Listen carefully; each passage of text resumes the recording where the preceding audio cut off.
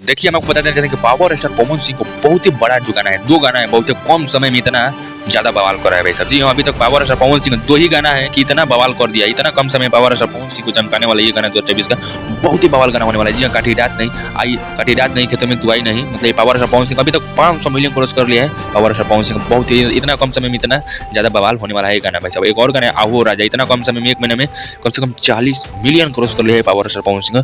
और तो भाई साहब भोजपुरी में एक इतिहास बना गया कि कम से कम 1 महीना में 40 मिलियन क्रॉस कर लिया है आपके पावर स्टार पवन सिंह का गाना भाई साहब आहू राजा और काटी रात नहीं खेतों में तू नहीं। कहीं ना कहीं 2024 में सबसे बवाल धमाल कर दिया है पावर स्टार पवन सिंह इस गानों से। नहीं चारों तरफ आप यही पावर स्टार पवन सिंह का गाना चारों तरफ प्लीज चलो तो देखिए, पहले पावर स्टार पवन सिंह आया था काटी रात नहीं खेतों में तू नहीं, चारों तरफ खाली ट्रेंडिंग में यही रहा। उसके बाद पावर स्टार पवन सिंह एक और गाना है काटी आहू राजा, वो भी चारों तरफ ये भी खाली पावर स्टार पवन सिंह को। तो आप लोग गाना कैसा लगा और पावर स्टार पवन सिंह इस गाने से जुड़े चलिए मिल कुछ अपडेट लेकर।